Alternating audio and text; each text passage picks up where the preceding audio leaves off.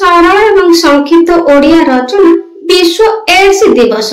सर्वप्रथम उपक्रम विश्व एड्स दिवस 1988 मसीहा ठारू प्रति वर्ष डिसेम्बर मास 1 तारिख रे पालित होई आसुछि। एड्स रो भयावहता लक्षण निराकरण संपर्क रे सचेतनता सृष्टि करबा एही रोग रे आक्रांत व्यक्ति को मानसिक और सामाजिक सहायता देबा एही दिवस रो उद्देश्य। एड्स कौन ओ एहा किपरि चिन्हट होइथाय। एचआईवी हेउछि एक भूताणु जहा मनुष्य शरीर रोग प्रतिरोधक शक्ति को क्रमशः दुर्बल करि दिए।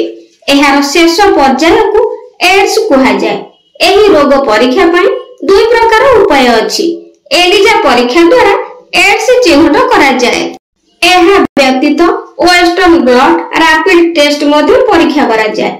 एचआईवी संक्रमित व्यक्तिर रक्त सुस्थ मनुष्यर शरीर रे संचारण कले संक्रमित इंजेक्शन चुंची खुर आदि व्यवहार कले संक्रमित व्यक्ति सह असुरक्षित यौन संपर्क रखिले एवं संक्रमित मां ठारू गर्भस्थ शिशु को एही रोग व्यापी थाए।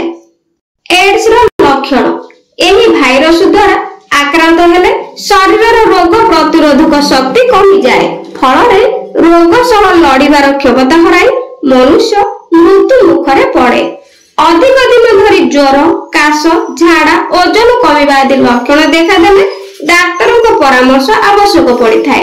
वर्तमान समय रे सारा विश्व रे पाखापाखि 40 मिलियन लोक एही रोग सह संघर्ष जारी रखिछंती।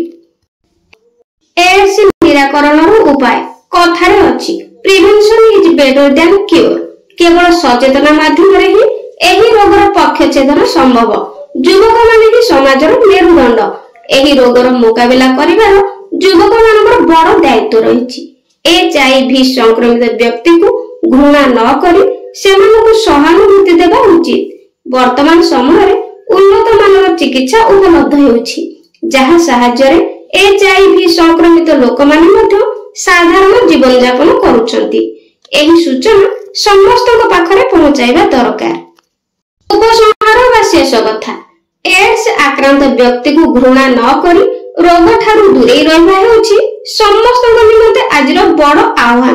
तेणु बेल थाउ थाउ जनसाधारण एहा संबंध रे सचेतन हेबा सहित अन्य मानक मध्ये सचेतन करी एही महामारी एड्स को संपूर्ण भाव में विलोप करने को हाथ मिलाई शपथ लेबा उचित। तो पिला माने रचनाटी पसंद आस्तिले लाइक कर देबे और कमेंट रे निश्चित जणाइबे। Thank you.